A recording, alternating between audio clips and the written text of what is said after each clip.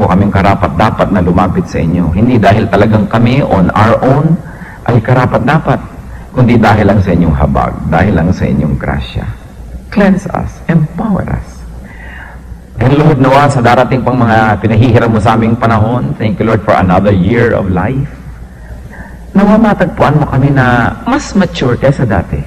Mas naglilingkod, mas kapaki-pakinabang, mas kalugod-lugod sa inyo. At nagiging mas masaya kami tungkol sa aming sarili. Pakita mo sa amin na aming kalagayan, Panginoon. Anumang nagiging hadlang para kami makapaglingkod o lubos pang makapaglingkod, ipakita niyo po. Unmask the work of the enemy in our lives. Unmask all falsehood. Expose the truth of God. At tapunan niyo po ng inyong liwanag at nasa gayon, magkaroon ng lalo pang malalim na kabuluhan ang paghaba ng buhay namin dito sa balat ng lupa. Kayo po ang siyang maging tagapagsalita, Panginoon. Hindi namin ninanais sa makarinig ng ideya ng kapwa-tao lang namin. Kayo po ang nilalapit at hinahangaan, pinaglilingkuran, sinasamba namin, Panginoon. Kaya kayo rin po ang mangusap. Use your servant only as your footstool, but lift up only yourself. And in the name of Jesus, we reject, rebuke, bind, frustrate all work and plans of evil in our midst. And we pray, Father, that you may speak to us. Holy Spirit, enlighten us.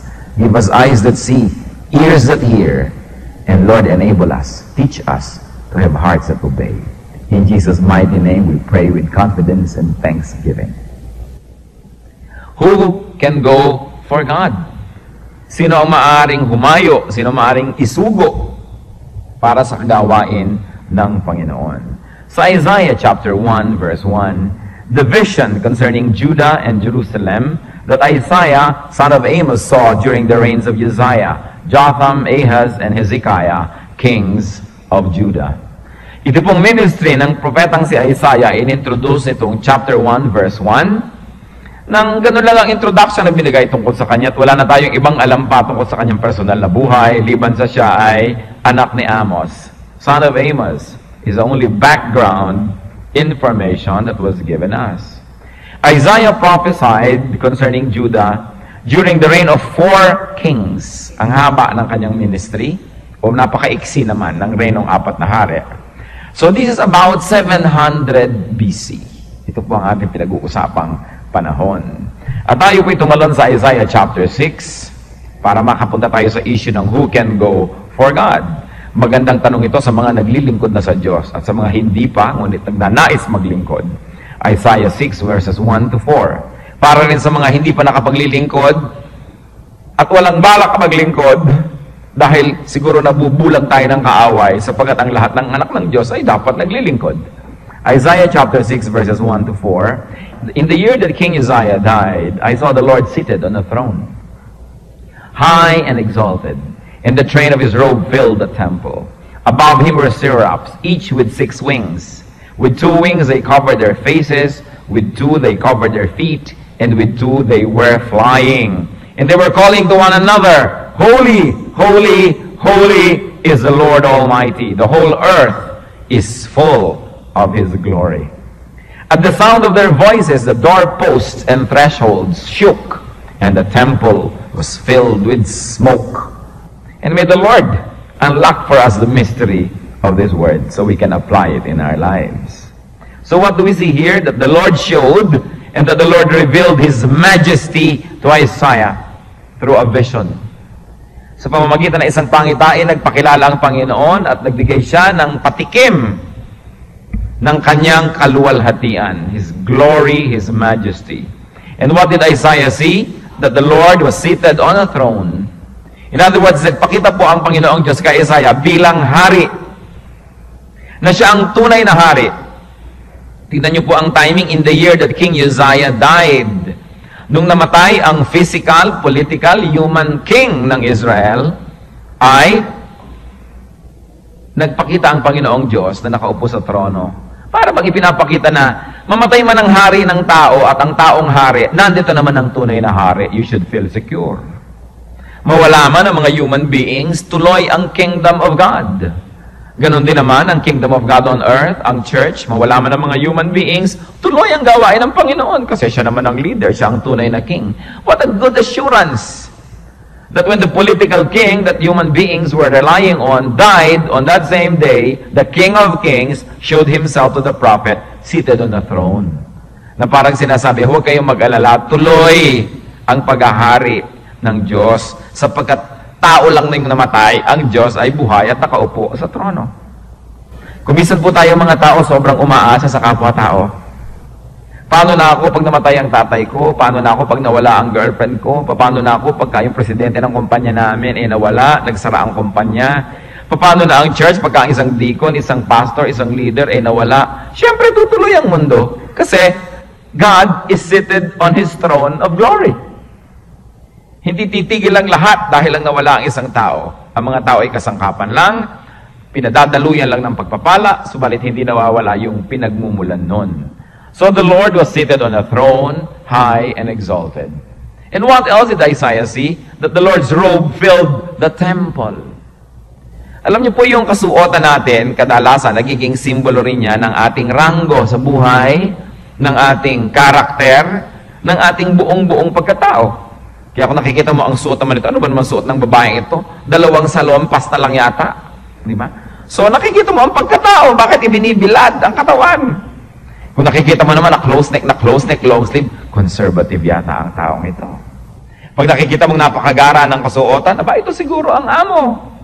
Di ba? Sa damit pa lang nakikita mo ang karakter, yung papel sa buhay. At ano po ang nakita ni Isaiah? The robe of God filled the temple. So his character is everywhere. His character fills every corner of the temple. And of course, the temple represented the earth. Bumaba ang Diyos, and His robe filled the temple. Ang buong mundo'y punong-puno ng kaluwalhatian ng Diyos. All you have to do is look at a flower, look inside the mitochondria, part of one cell, and you see that the Lord is glorious. Tingnan nyo ang mga bituin na hindi nagbabanggaan. The Lord is glorious. Look at all places, everywhere. Look inside your heart. Look how your blood clots when you suddenly have a wound. And the Lord is glorious. So the robe filled the temple. And what else did Isaiah see? Flying creatures and flaming creatures. Nag-aapoy, naglalagablab, nagliliwanag. Flaming creatures with 6 wings each were flying all over, shouting to each other and to everyone who hears, Holy, holy, holy, the Lord is all-powerful. The earth is full of His glory. Yun po ang isang napakalaking patotoo, na napakabanal ang Panginoon. Sabi niya, banal ang Panginoon at ang buong mundo ay napupuno ng Kanyang gloria, ng Kanyang kaluwalhatian. So the robe also represents God's glory, and the temple represents the earth. So the earth is full of God's glory. And what else happened? That the doorpost of the temple shook. Naranasan nyo na ba ang isang lindol na ang mga poste ng isang bahay o isang gusali umuuga? And the temple was filled with smoke. Grabe ang mararamdaman ng isang tao na paghanga doon sa presensya ng Diyos at panliliit sa sarili. Hindi makontain ng temple ang presensya ng Diyos at nag-ugaan ang lahat at napuno ng usok. What is all of this saying? That the Lord is majestic. Sobra ang Kanyang kaluwalhatian. Let's keep on reading. Isaiah 6, verses 5 to 7. Woe to me, I cried. I am ruined, for I am a man of unclean lips, and I live among a people of unclean lips, and my eyes have seen the King, the Lord Almighty. Then one of the seraphs flew to me with a live coal in his hand, which he had taken with tongs from the altar. With it he touched my mouth and said, See, this has touched your lips. Your guilt is taken away, and your sin atoned for. Nung lumabas po at pinakita ng Panginoon ang Kanyang kaluwalhatian, anong naging epekto nito kay Isaiah? The Lord's glory exposed Isaiah's shame. Ang kaluwalhatian ng Diyos ay lalo lang nagpatingkad sa kawalang kwenta ni Isaiah. Ang kabanalan ng Diyos ay lalo lamang nagpakita ng pagiging makasalanan ni Isaiah. Ang kataasan ng Diyos ay lalo lang nagpakita ng kahinaan at kababaan ni Isaiah. Kaya ang sabi niyo po sa verse 5, I am doomed! Isaiah exclaimed. Sabi niya, naku! Patay ako! Sira na ako! Kawawa naman ako! Why? Sa kanya na rin bibig nagmula because Isaiah's lips were sinful. Nung makita ni Isaiah ang kaluwalhatian ng Diyos, ang naalala niya ang kanyang karumihan. Para kung minsan nakakakita ka ng taong bihis, naaalala mong sobrang naman yata akong hindi bihis. Pag nakakakita ka ng tao ang linis-linis, naalala mo, ang dumi-dumi ko pala. Kaya kung minsan pag pupunta ka sa mga malalaking mga building, chandelier pa lang, naaalala mo na bagay ba ako dito? Kaya may mga bahay na pumapasok ka pa lang, sinasabi na nung mga muebles, nung ilaw, nung dingding, teka, papasok-pasok ka dito, bagay ka ba? Parang gano'n. Kaya tuloy naiiba ang behavior natin pag pumapasok tayo sa mga mararangyang mga lugar. Kumisan, lalo't nag-iisip tayo, hindi tayo karapat-dapat. So gano'n ang naramdaman ni Isaiah because his lips were sinful. Sabi niya, naku, madjudge na ako nito, patay na ako nito, I am doomed because I am a man of unclean lips. At meron pa pong isang naalala siya that the lips of the people around Isaiah were sinful too. Sabi niya, makasalanan ako, marumi ako. Lahat ng kasalamuha ko, marumi rin. Kaya maglinis-linisan naman ako, siguradong nahahawahan ako ng kanilang dumi. Ito ang kalinisan ng Diyos, ang liwa-liwanag.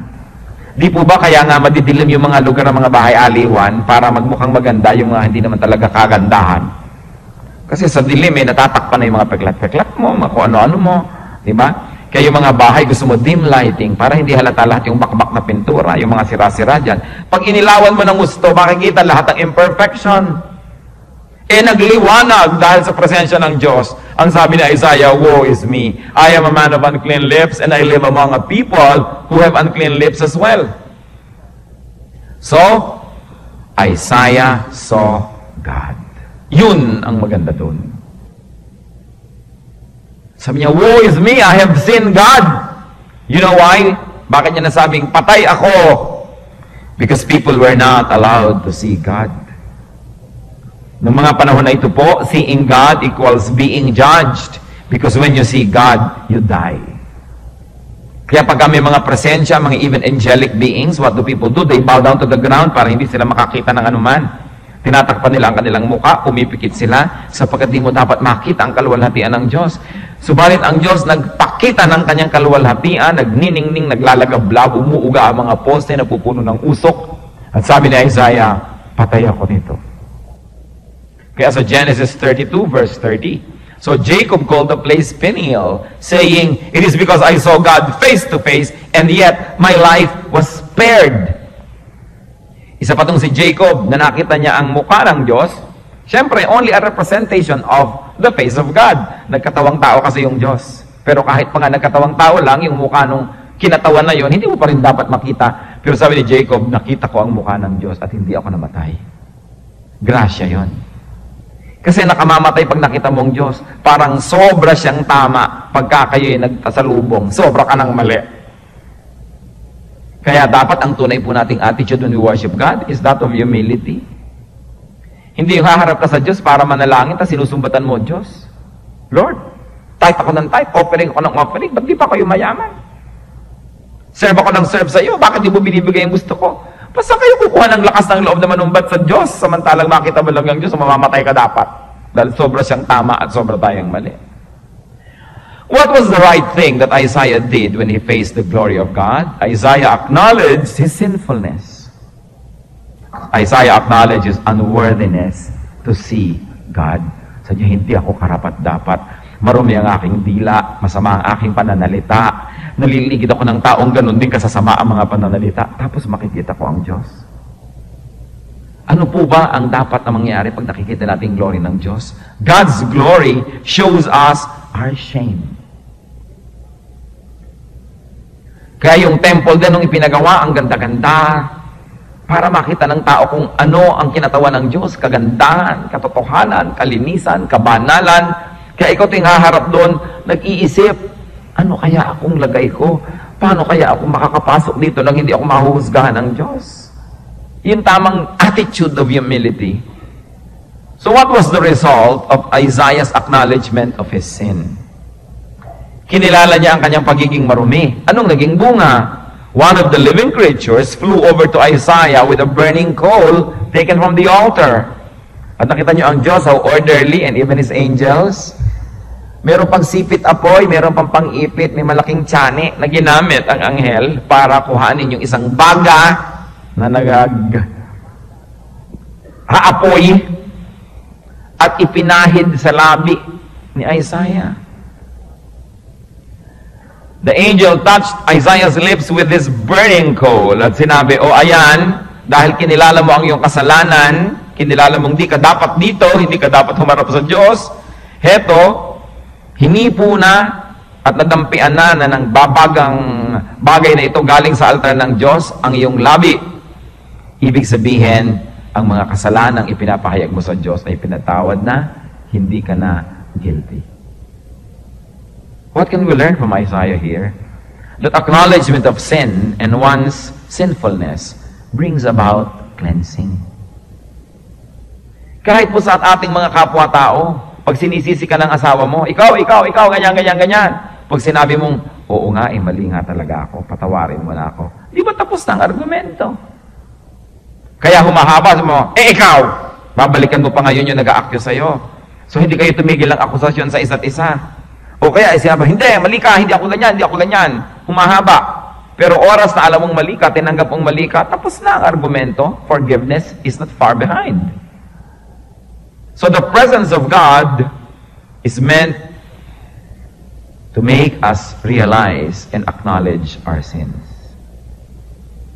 So niya si Isaiah yon, humarap sa Diyos. Tayo man po humaharap sa Diyos araw-araw. Sa pagsamba, humaharap tayo sa Diyos. Sa pananalangin, humaharap tayo sa Diyos. Sa pag-awit sa Kanya, humaharap tayo sa Diyos. At anong unang-unang dapat nagiging epekto nito?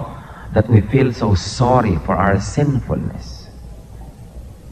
Dahil imposible naman na last Sunday nag-worship kayo, babalik kayo dito sa susunod na Sunday, wala kayo nagawa ni anumang kasalanan, na kayabang-yabang yung papasok sa templo ng Diyos, I deserve to be here. O ba tayo pa mag-umpisa? Nandito na ako. Mga ganong klase mga attitude. We face God with humility because the glory of God exposes our shame. So we have to acknowledge our sin. Yan po ang unang-una. Tandaan nyo rin po ito mga kapatid, kahit sa relasyon nyo sa inyong asawa, anak, kapatid, magulang, mag-anak, kaibigan, kamanggagawa, kakilala, kapwa-tao, pag kinikilala natin ating kasalanan, malapit na, kasunod na yung pag-aayos-ayos ng mga relasyon. Hindi pwedeng iwas ka ng iwas sa tama ka, mali ako. Alam nga namang inaaway kayo ng isang tao at sinabi niya ng tama ka, mali ako. Tawayin ka pa rin ang awayin. At hindi naman natin sasabihin yung mali ako para lang siya matigil. Kundi talaga namang may mali tayo. Imposible namang may dalawang taong mag-away na isa lang yung mali, isa perfectly right. Parehong may mali yan. Kung nauna naman yung isang nagkamali, yung pangalawa naman, sa pagtrato niya doon sa nagkamali, mali na rin siya. So pare-pareho na lang nagkamali. Hindi na pinag-uusapan ko sinong nauna. Cleansing comes from God alone. Nung humarap si Isaiah sa presensya ng Diyos, kinilala ang kanyang kasalanan, dali-dali na inutusan ng Diyos ang anghel. Sige, padaanin mo yung baga sa kanyang labi. Hindi naman siguro sinunog yung labi niya. No? Dahil nakapagsalita pa siya. Hindi siya sinaktan. Kasi po yung pagdaan sa apoy is a symbol of purification. Parang yung ginto, pag pinadaan nyo sa apoy, napupurify. Parang pagkain din. Sabi mo, ano yan? Dumaan na yan sa apoy. Parang ibig sabihin, pwede na yan kainin. So dumaan sa apoy yung kanyang labi, na-purify. Nasunog yung mga imperfections. It is important to acknowledge our sins. Mga kapatid, sa tinagal-tagal yung nag-aaral ng Biblia, nakikinig ng mga mensaheng tulad nito, kakanta-kanta ng mga praises, baka naman may kasalanan pa kayo na hanggang ngayon ay hindi nyo kinikilala. Na tayo nagmamaang-maangan, gina-justify natin ating sarili. Hindi, ikaw man ang malagay sa lugar ko, ganyan talagang gagawin mo. Wala po mangyayari sa buhay nyo, sayang lang pag-worship.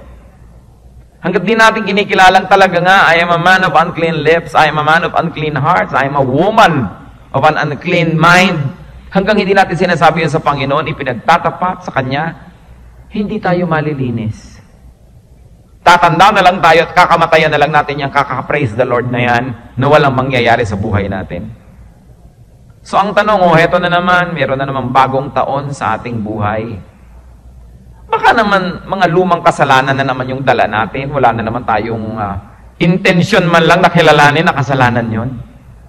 When you see a spade, call it a spade. When you see sin, call it sin. Huwag nang bigyan ng kung ano-anong mga excuses. Ang sinisisi, kasi alam mo, mababa ang blood sugar ko eh. Kasi ang pituitary glands ko. Kasi meron ako ngayon. Kasi ganyan. Kasi nagme-menopause ako. Kasi kung sino-sinong sinisisi, meron tayong espiritu na nananagot sa Diyos. Hindi naman kahit kailan dadali niya sa hukuman niya yung abdo natin at yung abdo ang sisisihin. Yung ating sariling desisyon, yung sarili nating pagkatao, yung ating will, which God gave us, kaya nga tayo tinawag in God's image. So, huwag sinisisihin ng blood body chemistry. Huwag nang sisihin ng mga lola na malupit sa inyo nung araw, kaya kayo naging ganyan. Huwag nang sisihin yung mga deprivations ng childhood, because if anyone is in Christ, he is a new creation. 2 Corinthians 5:17. Huwag kayo masyadong sumamba kay Freud, na walang sinisisi kundi ibang bagay, yung tao hindi. Meron tayong pananagutan sa Diyos at sa isa't isa. Kaya gusto ko po tayong i-challenge lahat eh. Baka naman dala-dala nyo na naman yung mga dati nyong pagbibigay ng excuse sa ating mga kasalanan. Kaya naman hindi ko kinakausap ang nanay ko, ganyan naman kasi yung nanay ko eh. Kung nanay mo makasalanan, does it give you an excuse na maging makasalanan na rin? Kaya naman hindi ko tinatrato ng mabuti ang asawa ko, hindi naman niya ako tinatratong mabuti. Bakit ang kabutihan ba natin? Depende kung paano tayo tinatrato o depende kung sino yung nakatira sa ating puso na ang Panginoong Yesus. Kaya naman ako ganito kasi ganyan sila eh. Ibig niyo pong sabihin, ang moralidad natin dependent on the behavior of other people. Enough of excuses. Huwag sayangin ang pagsamba-samba. Huwag sayangin ang panahon. Kailangan kilalanin ang kasalanan. Kilalanin ang mga pagkakamali. At di pahuli ang lahat para hindi lang kilalanin yun sa loob ng puso natin, kundi humingi ng tawad sa mga pinagkamalian natin. Kung tayo yung magulang, nagkamali tayo sa pagpapalaki ng ating mga anak, hindi pa natin kasi alam nun, tapos alam nyo na ngayon, mano ba naman ang sabi mong anak, sorry, nagkamali ako sa pagpapalaki sa'yo because I did not know any better noon, at saka talaga namang marumi rin ang puso ko noon, wala pa ako sa Panginoon. Pero ngayon, mga bago na tayong nilalang, ayusin natin lahat ito. I think that the greatness of elders could also be measured by their humility to say they're sorry. Hindi yung dala-dala natin sa puso, dala-dala ng kapwa natin sa puso, yung mga samaan ng loob, tapos nagpapanggap tayo lahat na wala. Kasi nandun yun. Nakakalungkot po yung mga tao na tumanda na lang at lahat, hindi pa nire-recognize ang pagkakamali nila. At hindi man lamang humingi ng tawad sa mga pinagkamalian. Sometimes yung mga elders tayo naging very abusive sa mga bata, hindi pa huli ang lahat para itama yun. Mga mag-asawa na nagsakitan, nagsalitaan ng mga kung ano-anong masasakit na salita laban sa isa't isa, kailangan tapusin yun. Tigilan natin ang paninisi sa iba. Tayo'y may pananagutan because God created us in His own image. Meron tayong will. Ano pong sabi ng Psalm 32, verse 5? Then I acknowledged my sin to you and did not cover up my iniquity. I said, I will confess my transgressions to the Lord, and you forgave the guilt of my sin. Sabi, nung kinilala ko ang aking kasalanan, nung di ko na binigyan ng excuses ang aking mga kasalanan, at ipinagtapat ko't inihingi ng tawad sa iyo, Panginoon. Remember, confession was made to the Lord. Hindi to another person, to the Lord. At kung magko-confess tayo to another person, dapat yung tao pinagkasalaan natin. Doon tayo magtatapat, hindi kung kani-kanino. At sino ang nagpatawad ng kasalanan? The Lord. And you forgave the guilt of my sin. Sa Diyos ang hingi ng tawad, hindi kung kani-kanino. So anong ginawa? Inacknowledge ang kasalanan tulad ni Isaiah. Hindi pinagtakpan ng sarili. Nagtapat at humingi ng tawad at pinatawad naman. So balik tayo kay Isaiah. Nakita niya ang kaluwalhatian ng Diyos. Nakita niya ang kanyang karumihan. Siya ay pinatawad at nilinis. Anong naging kasunod? Isaiah chapter 6, verses 8 to 10. Then I heard the voice of the Lord saying, Whom shall I send? And who will go for us? Sinong ipapadala ko? Sinong isusugo natin? And I said, si Isaiah said, Here I am. Send me. This has become a very famous sentence or sentences. Here I am, send me. He said, Go and tell these people, be ever hearing but never understanding, be ever seeing but never perceiving, make the heart of these people calloused, make their ears dull, and close their eyes. Otherwise they might see with their eyes, hear with their ears, understand with their hearts, and turn and be healed. Nagpakita ng kaluwalhatian ng Diyos kay Isaiah. Si Isaiah naman, ibinunyag ang kanyang mga kasalanan, pinatawad. Anong kasunod? The Lord calls Isaiah to service. Remember, ang tanong natin who can go for God? No? What are the qualifications of people that God can use? So, the Lord calls Isaiah to service. What can we learn here? That the Lord calls for someone to be sent. That the Lord calls for someone to go. At hanggang ngayon, the same calling is there. Even the Lord Jesus Christ would repeat this. Nearly 700 years later, sabi niya, the field is ripe, but there are only very few harvesters. At kung susuriin po natin, yung style ng Panginoon, sabi niya, who will go for us? Who can we send? The style was in question form. What do we learn from God here? That when He calls people to ministry, no pressure. He is looking for volunteers. Ang tanong, sino kaya? Alam niyo po kasi, ang Biblia, sinulat ng mga Eastern people, mga taga-silangan. Ang Biblia ay Eastern literature. Kaya pati yung culture niya, very Eastern. Very indirect. Hindi niya tinanong kay Isaiah, nagpakita na ako ng kaluwalhatian sa iyo, pinatawad ko ng kasalanan mo, ipapadala kita, yes or no? That's Western culture, very Western frankness, no? Pero ahaging, padaplis, parinig, ang sinabi ng Panginoon. Si Isaiah lang naman yung nandun, tsaka yung mga anghel sabi ng Panginoon, sino kaya ipadala natin? Sino kaya ang pwede nating isugo? Tinabla naman si Isaiah, no? Hindi siya manhid. Tanungin nyo nga katabi nyo, kayo po manhid. Diba? Pagka nagtatanong ang Panginoon ay nagtutulog-tulugan, siya padala nyo. Di ba? Ito, magaling to. Sabi ni Isaiah, eto po ako, isugo niyo po ako. Nag-Bible school ba si Isaiah? Hindi. Magaling ba ang qualifications? Hindi. Makasalanan nga Wala nang binigay na credential Biruin nyo, nakakita kayo ng biodata, nakalagay lang pangalan ng tatay. Yun lang. Walang accomplishment. No? Ang accomplishment lang na ipanganak siya sa mundong ibabaw. Yun lang. So kung sasabihin nyo, hindi ako pwede, wala naman akong background sa theology. Sabi ni Isaiah, welcome to the club. Wala naman ako, sino ba naman ako? Sabi ni Isaiah, welcome to the club. Pare-pareho lang tayo. Pero ang tanong, nakikita nyo ba ang kaluwalhatian ng Diyos sa buhay nyo? Yung walang hanggan niyang kabutihan, pagtulong. Tapos kinikilala ba natin ang ating pagiging kulang at makasalanan? Nahipo na ba tayo ng Panginoon? Pinatawad? Kasi ang kasunod nun, calling. Ngayon kung tinatawag tayo ng Diyos, huwag tayong magmaang-maangan kasi nagpapaninig lang naman ng Diyos. Sino kaya? Sino kaya? Sino ba kung di kayo? Talaga namang iba. Siyempre yung kanyang nilinis, yung kanyang binles, yun ang susunod niyang isusugo. So Isaiah volunteers here. We see him volunteering. Sabi niya, here I am, send me. Hindi siya sabing, ayun po yung kapatid ko, send him to be used by God.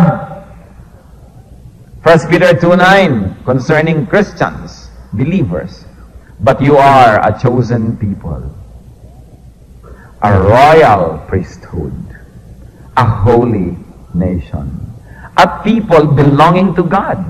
For what? That you may declare the praises of Him who called you out of darkness into His wonderful light. Nandun na naman yung light, nandun na naman yung apoy. The same treatment kay Isaiah. Hinango sa dilim, dinala sa liwanag. Pinadaan sa apoy. So what happens when Isaiah volunteers? God sends Isaiah. Sige. Nag-volunteer ka, ipapadala kita. Heto, the commission is to go and speak to the nation. Go and speak to the people. What was the message? The message centered on the people's condition. Ang message sa mga tao, you will listen but not understand. And you will look and not see. Yan daw ang sasabihin. Kasi yun ang kondisyon ng mga tao eh. Nakikinig sila, hindi nila inuunawa. Nakikita naman nila, ayaw nilang tingnan, ayaw nilang titigan. So what was Isaiah's mission? Make these people stubborn. Make them cover their ears. Make them cover their eyes. Make them fail to understand. In other words, do not let them turn to me and be healed. Sinasabi ng Panginoon, ang tigas-tigas ng ulo ng mga kababayan mo. Sige, magsalita ka na magsalita sa kanila. Kasi kung paano nila ako i-ignorein ka rin nila. Kung paano nila sila nagbulag-bulagan, nagbubulag-bulagan na naman sila. Kung paano sila nagbingi-bingihan, uulitin na naman nila yan sa'yo. At pagka nagkaganon, hindi na tayo masisisi pa kung sila ay ating bibigyan ng judgment. Sabi ng Panginoon, do not let them turn to me and be healed. You see another character of God here? Pag gusto nyo, ibibigay sa inyo. Gusto nyo maging matigas ang ulo? Sige. Ayaw nyo sumunod? Sige. Sabi, sige, hayaan silang hindi makinig. At baka pag nakinig sumunod, hindi ko tuloy magawa ang paggusto kong judgment sa kanila. Sige, matigas ang ulo, ibigay ang hilig. The people have been so stubborn that the Lord's anger has turned against them. At ito po ang Isaiah 6, verses 11 to 13, continuation. Then I said, for how long, O Lord? Gaano daw katagal magiging matigas ang ulo ng mga tao? For how long, O Lord? And the Lord answered, until the cities lie ruined and without inhabitant, until the houses are left deserted and the fields ruined and ravaged, until the Lord has sent everyone far away and the land is utterly forsaken. And though a tent remains in the land, it will again be laid waste. As the terebinth and the oak leave stumps when they are cut down.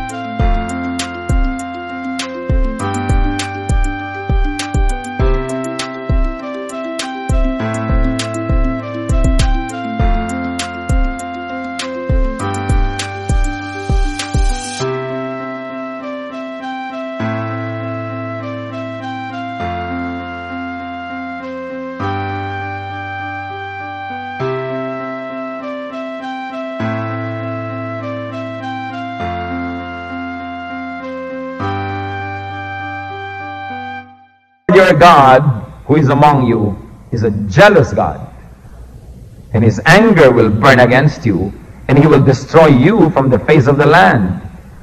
Do not test the Lord your God as you did at Massa. Huwag subukin ang Diyos. Huwag siyang ubusan ng pasensya. Huwag galitin ang Diyos. But you know, the people's stubbornness asked for it. Humihingi talaga sila ng malaking palo. Proverbs 29, verse 1. Isa sa mga paboritong passages ng pulpit na ito. A man who remains stiff-necked after many rebukes will suddenly be destroyed without remedy. Ang isang tao na patuloy na nagtitigas-tigasan matapos ang napakaraming babala ay biglang wawasakin. Hindi na siya makakabangon pa. The words of God saying this. Perhaps we don't know God enough. Ang image natin ng God the Father ay isang parang lolong may balbas sa pagkahaba-haba hanggang kanyang kandungan at para siyang lolo, napapakit ko siya, Ginoo ko, yun naman, bigay niya sa akin ito. Tapos bibigay niya. Ang Diyos ay marunong magalit.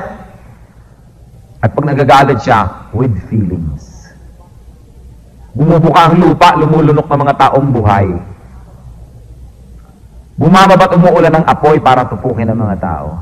Minsan, ang mga Israelites sa desert at titigas ng ulo, anong ginawa ng Panginoon? Nagpadala ng kotak-kotakot ng mga ahas. At pinagtutuklaw sila doon sa desyerto. Nagalit ang Diyos sa mundo, anong ginawa? Nilunod ang buong mundo, isang pamilya lang itinira. Nagalit siya sa mga anghel na lumabag sa kanyang kalooban, tinapon lahat sila outside of heaven. Sa palagay niyo, hindi marunong magalit ang Diyos. Dapat tayong matakot sa Diyos. Yung iba, mas takot pa sa boss nila sa opisina kaysa sa Diyos. May takot pa sa boyfriend kaysa sa Diyos. Ang Diyos ang dapat natin katakutan sapagkat marunong siya magalit. And what can we learn from this story? That the Lord reveals His majesty to us every day. Very especially in some special days. But every day the Lord reveals Himself to us. Romans 1:20. For since the creation of the world, God's invisible qualities, meaning His eternal power and divine nature, have been clearly seen, being understood from what has been made, so that men are without excuse. Mula daw nung nilikha pa ang mundo, ang di nakikitang kaluwalhatian ng Diyos, ang kanyang kapangyarihan, ang kanyang banal na kalikasan, ay kitang-kita naman. Hindi mo kita yung gumawa, pero paano mo nakikita yung gumawa? Doon sa ginawa. Tingnan mo lamang yung sunrise, yung sunset. Tingnan mo lang yung power of gravity. Tingnan mo lamang yung kahuli-hulihang himulmol ng isang cell under an electron microscope.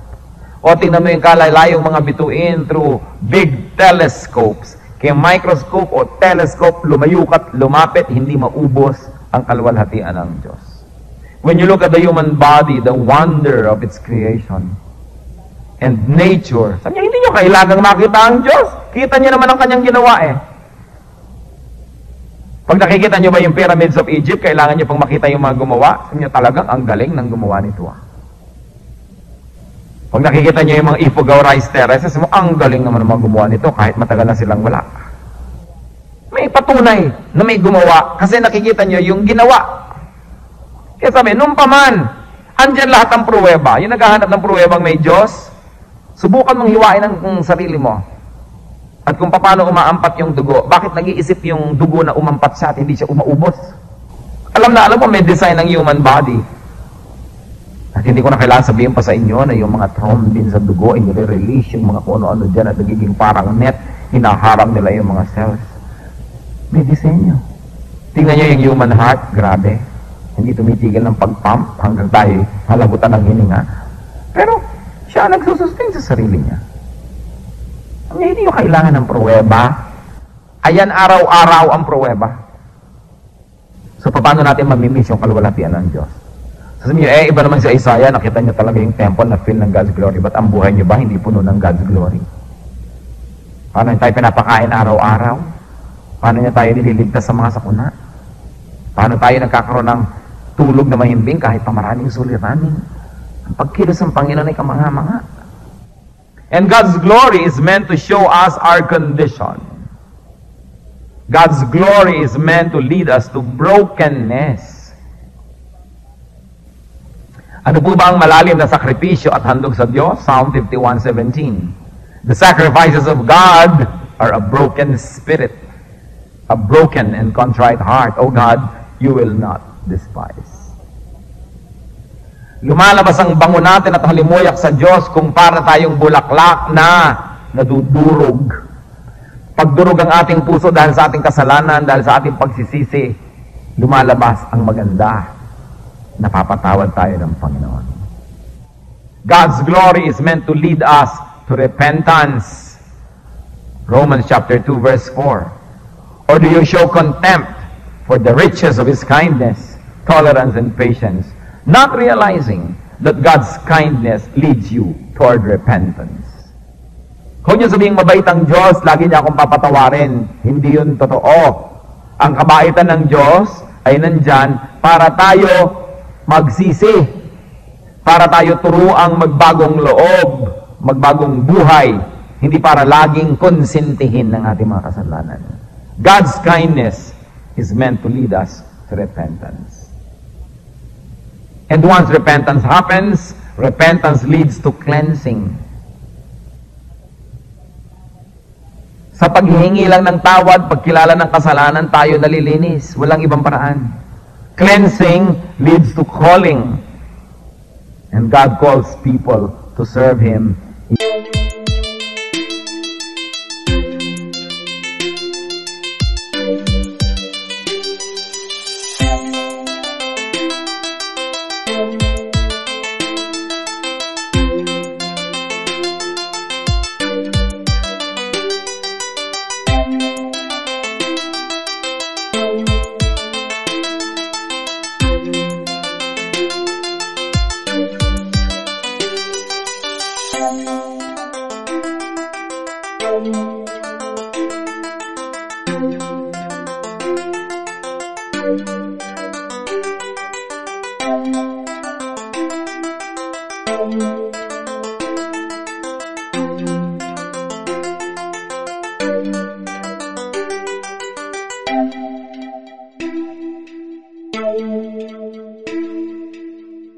Wisdom and opportunities for service. Meron na naman isang bagong taon ng ating buhay. Before you know it, sa bilis ng panahon, tapos na naman siya. Pero anong gagawin natin sa taon na yon? Ano ang gusto nating maalala sa taon na ito pag ito'y tapos na? Anong ginawa natin? Lumapit sa Diyos, lumalim sa pananampalataya, naglingkod. Maiksi ang buhay. Nilang ginawa para sa Panginoon ang magkakaroon ng pangmatagalan na halaga. Heavenly Father, we thank you for reminding us about our state. Salamat po sa pagpapaaralan niyo kung ano kami, sino kami. Thank you, Lord, for the life of Isaiah. Buti na lang at wala siyang masyadong credential, Lord. Nawawalan tuloy kami ng excuse. Kasi maaaring sabihin namin, di namin kaya, di namin alam, wala kaming edukasyon. But we know, Lord, that you can enable anybody who says, here I am, send me. Pagbabayan niyo po kaming lahat, Panginoon. Kung meron kami mga kakilalang magkakagalit, Lord, here we are, send us para mamagitan at magkaroon ng kapayapaan. Kung may mga nangangailangan, nagugutom na mahihina at kami mas malakas, here we are, send us to help. Kung may mga pangangailangan,